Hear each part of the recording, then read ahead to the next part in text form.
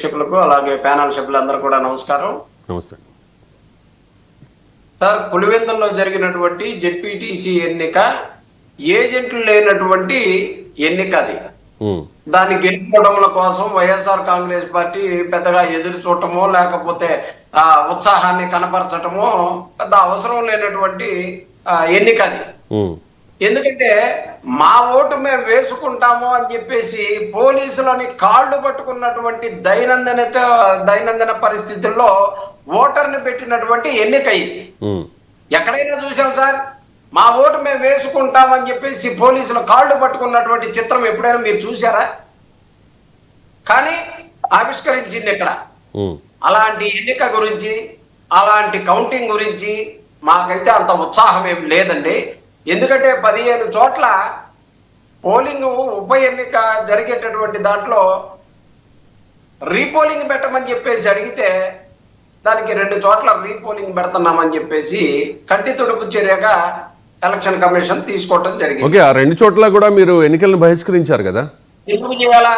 జరిగిన నష్టం 15 చోట్ల, జరిగిన అన్యాయం 15 చోట్ల చెబితే 2 చోట్ల న్యాయం చేస్తాం మీరు చేయండి అని అంటే కేంద్ర బలగాలతోటి ఎలక్షన్ జరిపితే తప్పితే ఇక్కడ చేసే పరిస్థితి లేదు. ఎంపీ గారిని అరెస్ట్ చేసి లేకపోతే మహిళా మనులను ఓటర్లు వేయటానికి ఓట్లకు రానియకుండా చేసి ఇలాంటి దౌర్జన్యం జరుగుతూ ఉందని అన్ని వీడియోలు ఫోటోలు అన్ని చూపించి ఒక్కొక్క గ్రామానికి 100 మంది దుండగులు ఫ్యాక్షనిస్టులు అందరూ కూడా వచ్చి ఒక్కొక్క గ్రామానికి 100 మంది తెస్టేసి కూర్చొని ఓటుకు కనీసం పోనీయనటువంటి పరిస్థితుల్లో ఎలా ఎలక్షన్కి వెళ్ళాలి అని చెప్పేసి కేంద్ర బలగాలు కోరితే ఇవ్వకపోతే ఈవెన్ కలెక్టర్ గారి ముందు కూడా దొంగ ఓట్లు వేసేటటువంటి మనుషులు కనపడతా ఉన్నటువంటి పరిస్థితుల్లో ఈవెన్ కలెక్టర్ ఆఫీస్ కూడా వాళ్ళు పోస్ట్ చేసినటువంటి ఆ పోస్ట్ ని డిలీట్ చేసినటువంటి పరిస్థితి. అంటే ఎంతటి అరాచకం జరిగిందో కలెక్టర్ గారి ముందే ఎంతటి ఘోరం జరిగిందో మనం చూడొచ్చు. రైట్ అండి, ఇప్పుడు ఎవరో ఏదో అంటే కాదు, ఖచ్చితంగా ఏం జరిగింది అనేది ప్రజలకు ఒక అవగాహన ఉంది. ఆ పులివెందుల లేకపోతే కడపకి మాత్రమే పరిమితం కాదు, ఈ శ్రీకాకుళంలో ఉన్న వాళ్ళు కూడా, అంటే హైదరాబాద్లో ఉన్న వాళ్ళు కూడా, తెలుగు రాష్ట్రాలు 2 కూడా ఈ ఒంటిమిట్ట ఎస్పెషల్లీ ఈ పులివెందుల ఉప ఎన్నిక మీద ఫోకస్ చేశాయి. ఆ ఎన్నిక జరిగిన తీరు చూస్తుంటే ఖచ్చితంగా అధికార పార్టీ అక్కడ హవా ఉంది అనేది ఆ విజువల్స్ చూసినా మనకి కనిపిస్తోంది. కానీ టీడీపీ వాళ్ళు ఏమంటూ ఉన్నారంటే 4 దశాబ్దాల తర్వాత అక్కడ ఓటేసుకునే ఒక స్వతంత్రం వచ్చింది. ఇన్నాళ్ళు వైఎస్ కానీ ఆ తర్వాత జగన్ కానీ ఒక నియంతల్లా ఆ ప్రాంతాన్ని క్యాప్చర్ చేయడానికి ఏకగ్రీవాలు చేశారు బలవంతంగా అని చెప్పేసి. కనీసం ఎన్నికలు జరిగే వరకు అయినా వచ్చింది కదా, మేము అక్కడ దాకా తీసుకొచ్చాం ఈ ప్రజాస్వామ్యంలో రాజ్యాంగబద్ధంగా అని చెప్పేది వాళ్ళు చెప్తూ అన్నమాట. మీరు కనీసం ఎన్నికలు జరగనివ్వలేదు, ఏకగ్రీవం చేశారు. వాళ్ళు ఎన్నికలు జరిగేలా చేశారు అట్లీస్ట్ అనేది. సార్, దీన్ని రాజ్యాంగబద్ధం అంటారా? మీ సీట్లో కూర్చొని మీరు ఈ జరిగిన ఎన్నికని రాజ్యాంగబద్ధం అని అంటానంటే మేము కూడా అంగీకరిస్తాం. ఒక యాంకర్ గా మీకు రాజ్యాంగబద్ధం అయితే చాలు. టీడీపీ, వైసీపీ, జనసేన వీళ్ళకి అవసరం లేదండి. మీకు అనిపిస్తే ఇవన్నీ కూడా రాజ్యాంగబద్ధమే అని అనిపిస్తే మాత్రం ఖచ్చితంగా యాక్సెప్ట్ చేస్తాం. అవునా కాదా?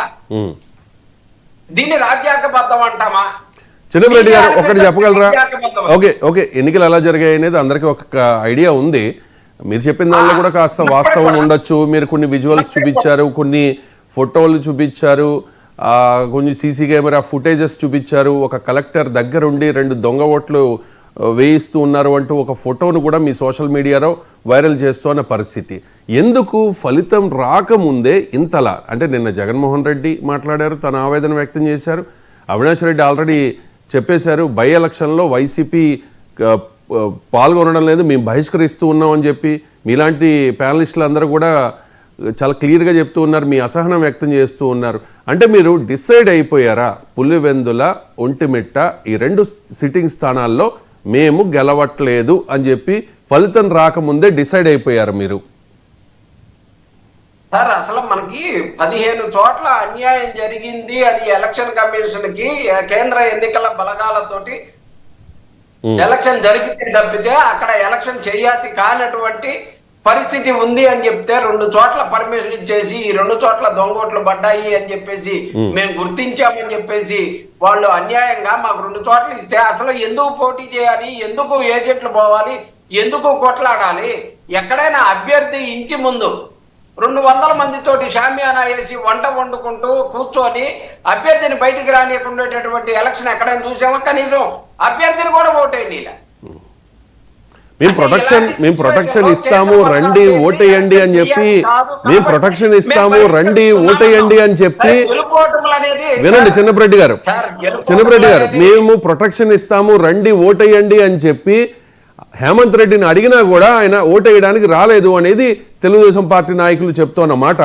ఒక్క నిమిషం, మీరు గెలుస్తారా ఓడతారా అనేది టెక్నికల్గా మరి కాసేపట్లో తెలిసిపోతుంది. కానీ ఆ ఎన్నికలు జరిగిన తీరు కానీ, మీ నాయకుల బాడీ లాంగ్వేజ్ కానీ, నిన్న జగన్ మాట్లాడిన మాటలు కానీ, లేకపోతే ఇవన్నీ చూస్తే కనుక ఖచ్చితంగా అర్థమవుతుంది అక్కడ తెలుగు